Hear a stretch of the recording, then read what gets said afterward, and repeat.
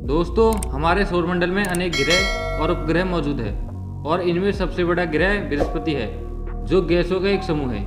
इसलिए इसे गैस का दानव भी कहते हैं। इस ग्रह के बारे में लोग प्राचीन काल से ही जानते हैं। साथ ही यह ग्रह अनेक संस्कृतियों की पौराणिक कथाओं और धार्मिक विश्वासों के साथ भी जुड़ा हुआ है। दोस्तों, भारत में इस ग्रह को गुरु के नाम से भी जाना जाता है। वहीं अंग्रेजी में इसे जुपिटर के नाम से भी जाना जाता है।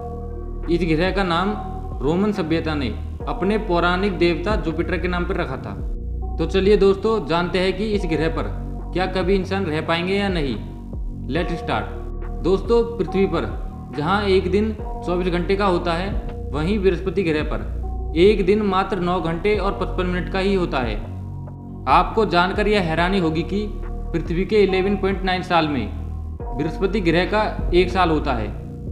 बृहस्पति ग्रह 1/4 हीलियम द्रव्यमान के साथ मुख्य रूप से हाइड्रोजन से बना हुआ है। साथ ही यह सदा अमोनिया क्रिस्टल और अमोनियम हाइड्रोसल्फाइड के बादलों से ढका हुआ रहता है। इस ग्रह पर कोई धरातल मौजूद नहीं है और इस ग्रह का अपना शक्तिशाली गुरुत्वाकर्षण बल है। इसी वजह से इसे हमारे सौरमंडल का वैक्यूम क्लीनर भी कहा जाता है। दरअसल यह सौरमंडल में आने वाले बाहरी उल्कापिंडों को अपनी ओर खींच लेता है और उनके हमलों से हमारी पृथ्वी को बचाता है।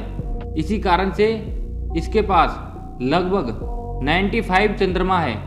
वैज्ञानिकों के मुताबिक इस ग्रह पर करीब 355 साल से लगातार एक भयानक तूफान चल रहा है, जिसे द ग्रेट रेड स्पॉट कहा जाता है। दरअसल यह तूफान एक लाल धब्बे की तरह दिखाई देता है।